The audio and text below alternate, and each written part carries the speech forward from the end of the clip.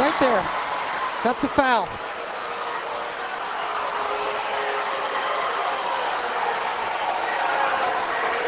Assistant adjustment. Sides blast Clark. Christie sides ices out Caitlin Clark after argument for Fever poor game versus Dream. In a surprising turn of events during a recent game, tensions flared between Caitlin Clark and Fever coach Christie sides. Observers were left shocked as the dynamic between the two seemed to shift dramatically, raising questions about what was really happening on the court. The drama unfolded as Caitlin Clark came out of a timeout visibly frustrated, appearing as if she didn't want to be there. Following her exit, sides called her back to discuss something, which quickly escalated into an argument right in the middle of the timeout. The confrontation was palpable, and Clark's frustration was evident as she turned away, covering her face with her hands. This moment signaled a deeper issue at play. As the game progressed, Clark's performance suffered. She turned the ball over 5 times without attempting another shot, a stark contrast to her earlier contributions. All 5 of her attempts had been long, difficult three-pointers, which didn't seem to align with the team's strategy. It was baffling to see her relegated to a shooting role when she had proven to be effective as a playmaker. The Fever's offense appeared stagnant, with Clark seemingly sidelined from crucial plays. It raised questions about the coaching decisions being made. Why pull Clark from the game when she was clearly the focal point, yet keep her in when she was struggling?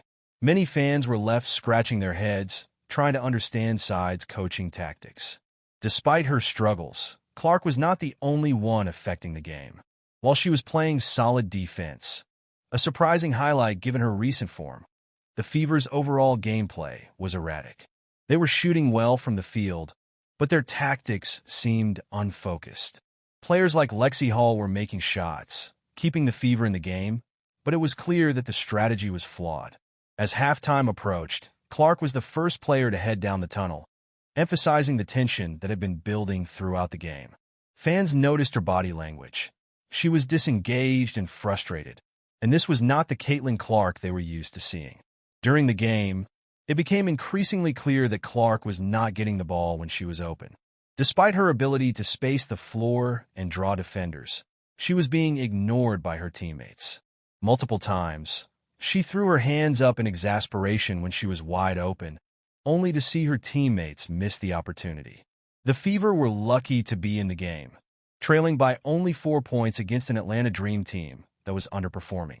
This was not due to strategic brilliance. Rather, it was a combination of fortunate shooting and the inability of the Dream to capitalize on their defensive advantages. The Fever were not executing a coherent offensive plan, and it showed. Coach sides seemed to be caught in a dilemma, trying to find the right balance between utilizing Clark's talent and managing her emotions on the court. The decision to ice her out during crucial moments was puzzling, especially given that she had performed well earlier in the game.